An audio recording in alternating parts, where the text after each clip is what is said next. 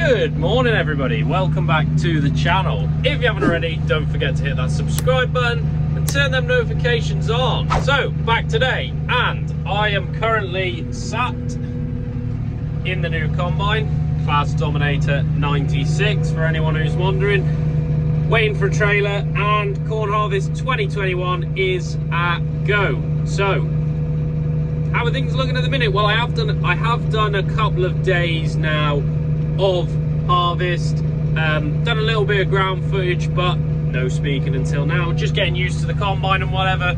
Massively impressed with the machine, gets on really well. Touch wood, only a slight issue at the moment, but that's not to say we're not going to get any more. So we're not going to talk along the lines of breakdowns and things just yet. We'll leave that to the end of the video as a bit of a recap of how we've got on. So today's video is going to be just some ground footage of this machine working. So we are harvesting winter wheat. We did have a field of spring barley, which if you go back in the channel you will see us drilling back in March. We've done that didn't come off brilliantly, to be honest. That was hampered in the spring after we drilled it. There was a massive dry spell, so that kind of hampered the yield a little bit, but still a nice bit of straw on there. I think we had 45 bales, 50 bales or something like that off 8 acres of spring barley, which in the grand scheme of things isn't too bad. And also considering last year across our whole harvest we had 60 round bales, so it's not far off doing what last year's did. The combine, yeah, really impressed with this combine. I have got fully working air conditioning in here, which I have to say works extremely well. Had a guy here to sort the aircon out on this because it wasn't working when we bought it. All that was wrong with that was it needed a regas, and an inline fuse needed putting in for the rear fans, because this combine runs on a separate unit. So there's an air conditioning unit at the back of the combine. Most vehicles today actually run with the air conditioning system in line with the engine. Probably new combines do, but this one doesn't. This one runs with its own separate unit at the back. The guy that come and did the regas said this was working extremely well and almost as good as a brand new tractor, so that's always good. Just a little bit of an insight into the combine. It's a combine. Combine's gone. There's not much more I can say about that one. I've got to say this is a much nicer machine to drive than the old 85. And don't get me wrong, the old 85 was a brilliant combine. It did us for 5 years, I think. Obviously the comfort in here is a lot better. We haven't got a hot oil block down here, which heats the cab up. Also dust-proof cab and air conditioning, so it's pretty much a luxury. A few mod cons which I fitted to this, as you'll see. Radio there, some new speakers. It didn't have a radio when it come here, but it does now. Also got the lights working on this. They weren't working 2 nights ago. I had use of the lights. To be fair, we don't do much combine in the dark here. It's getting on a bit in the year, so the dew does start to drop around about 7:30, 8 o'clock at night, so you end up combining wet corn if you're not careful. You'll just see here, this is from once round the field we're on now. You can't actually see the grey, but flashing lights going. We are just over 70% full. In fact, probably 80%, which is good. There's an 8 acre field here, and you'll see behind me. It's a weak patch here, lies really wet in the winter, but the middle of the field is really good. Something we do struggle with here is wet patches around the outside of our fields. We are quite a wet farm, so as you can imagine, we do get some wet places and weaker patches in the field, but it's usually around the outside. There's only one place where there was no corn in the middle of the field on our wheat fields, and that was because of a duck pond.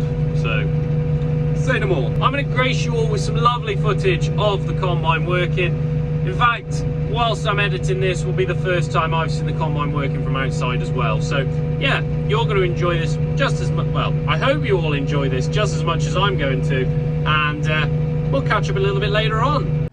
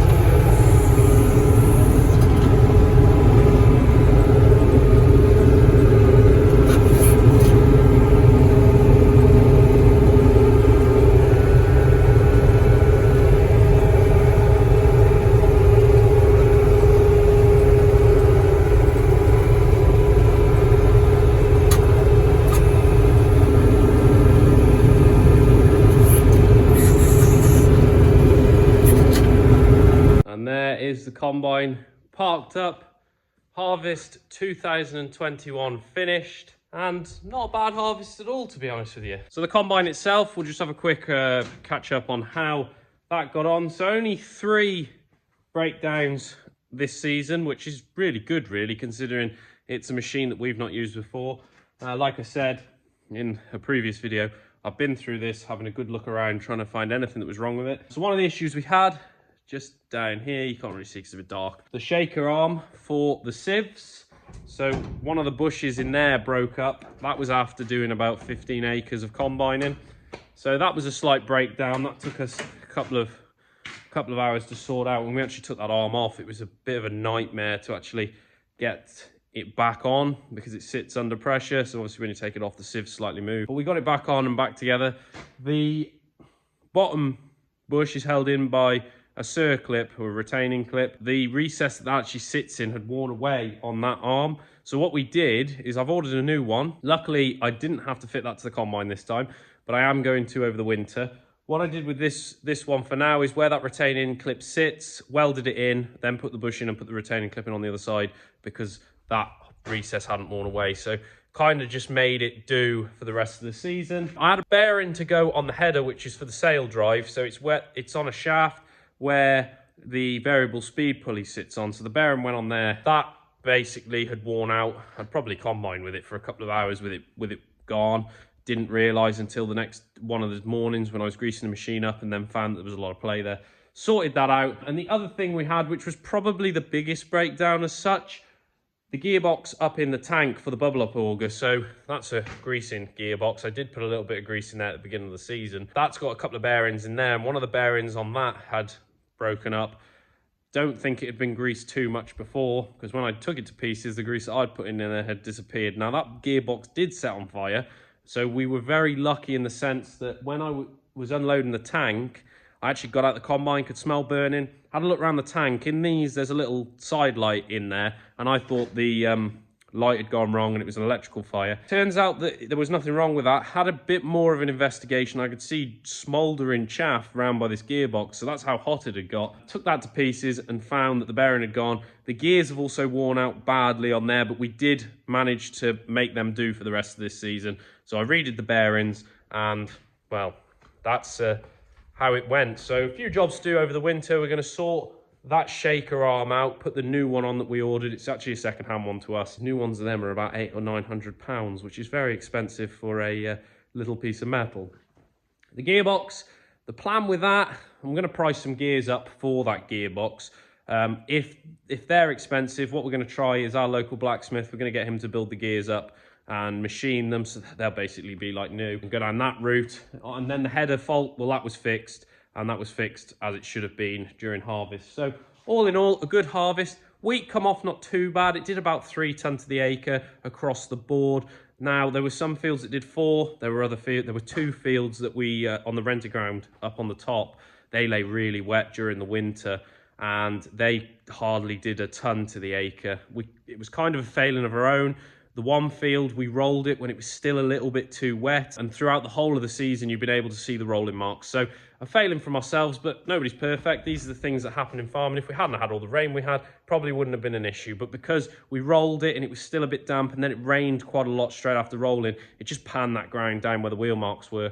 And the crop was very thin as well. So not overly fussed with that. Spring barley was, well, that did about 2 tonnes to the acre, so not too bad for spring barley. But again, that was hampered by the fact that we had the dry spring. Straw-wise, well, last year we had 60 bales off of the area we combined. They were awful crops. This time, just a few more. We got 930 round bales of straw this time, which is more than enough than what we need. So we will be selling a little bit of that during the winter. That does bring us to the end of today's video and the end of harvest of 2021. All in all, combine served us well.